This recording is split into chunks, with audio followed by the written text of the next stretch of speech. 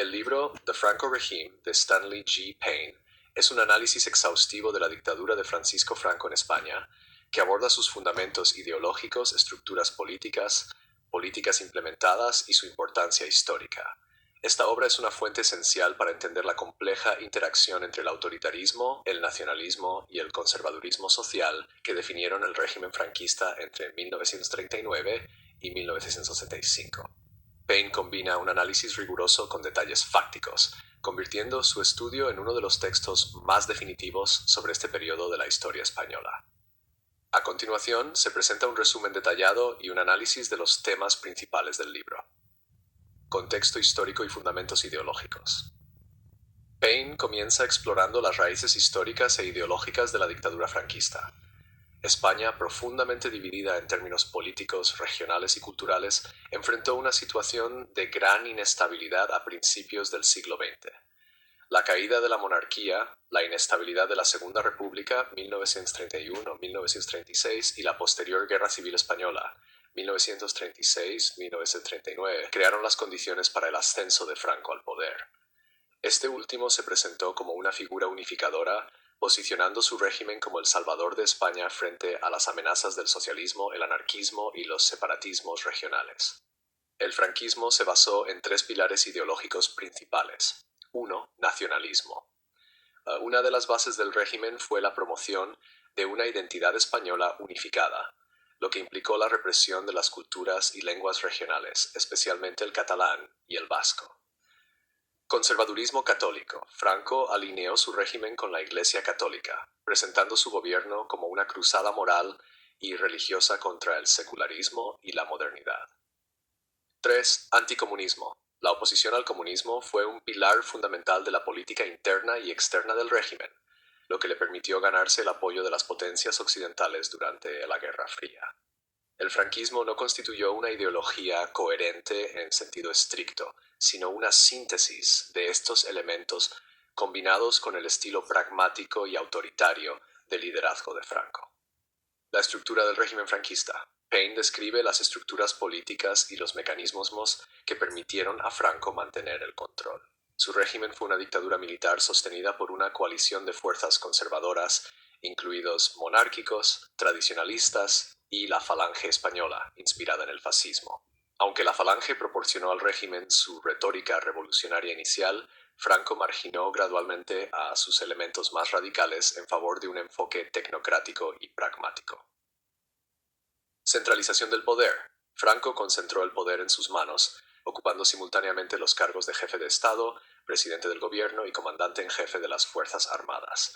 El régimen carecía de una constitución formal y funcionaba bajo una serie de leyes fundamentales que reforzaban la autoridad de Franco, como el Fuero de los Españoles, que nominalmente garantizaba ciertos derechos pero los subordinaba a los intereses del Estado.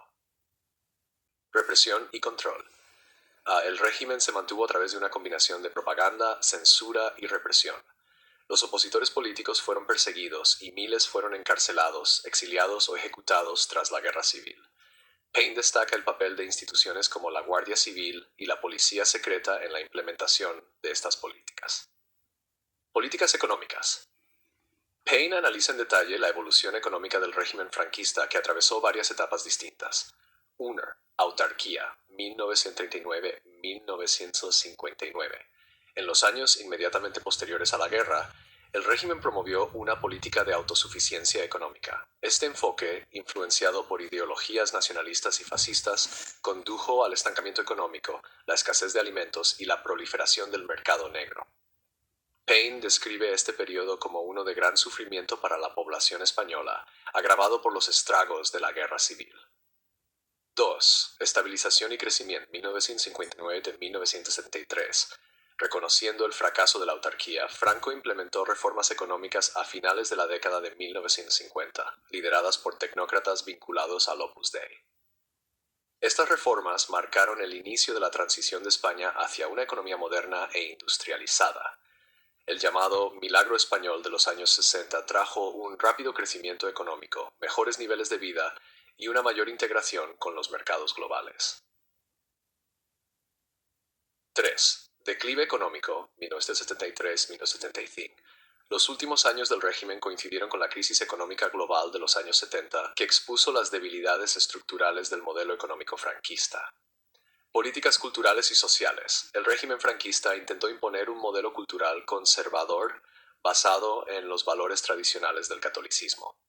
Paine examina los esfuerzos del régimen para controlar la educación, los medios de comunicación y la moral pública. La Iglesia Católica desempeñó un papel central en la configuración de las políticas culturales, ejerciendo una influencia significativa en las escuelas y universidades. Sin embargo, Paine también señala que el régimen no logró suprimir completamente la diversidad cultural ni las identidades regionales. A pesar de los esfuerzos por imponer el castellano como lengua nacional, las culturas catalana, vasca y gallega persistieron, a menudo floreciendo de manera clandestina. Política exterior. La política exterior de Franco se caracterizó por el pragmatismo y el oportunismo. Paine describe las alianzas y estrategias cambiantes del régimen a lo largo del tiempo. Durante la Segunda Guerra Mundial, Franco mantuvo una política de neutralidad, a pesar de las simpatías ideológicas con la Alemania nazi y la Italia fascista. Esta decisión permitió a España evitar los estragos de la guerra y beneficiarse de la ayuda económica en el periodo de posguerra. Durante la Guerra Fría, Franco presentó a España como un baluarte contra el comunismo, asegurando el apoyo de Estados Unidos y otras potencias occidentales.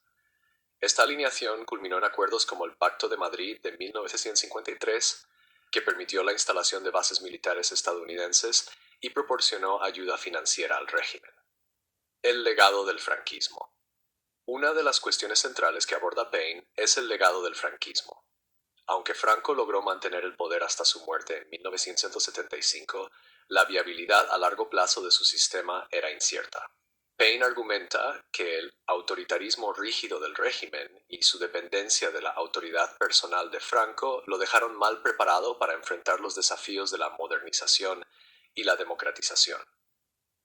La transición a la democracia tras la muerte de Franco fue facilitada por la gradual erosión de la coherencia ideológica del régimen y la emergencia de nuevas fuerzas sociales y políticas. Paine sugiere que, aunque el franquismo dejó una huella duradera en la sociedad española, su incapacidad para adaptarse a las circunstancias cambiantes aseguró su desaparición. Análisis y crítica Franco-Regime de Paine destaca por su profundidad y equilibrio. El autor evita tanto la geografía como la condena, ofreciendo un retrato matizado de Franco y su gobierno. El libro es especialmente sólido en su análisis de la dinámica interna del régimen y su relación con las tendencias históricas más amplias.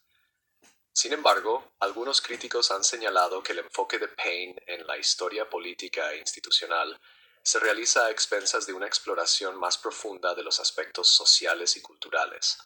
Aunque Paine reconoce el sufrimiento de muchos bajo el régimen de Franco, su énfasis en la estabilidad y el pragmatismo del régimen puede parecer excesivamente distante para algunos lectores. The Franco Regime, de Stanley G. Paine, es un estudio de referencia que ofrece valiosas perspectivas sobre uno de los periodos más complejos y controvertidos de la historia contemporánea de España. Al trazar la evolución del franquismo desde sus orígenes hasta su eventual declive, Paine ilumina la interacción entre ideología, poder y pragmatismo que definió la dictadura.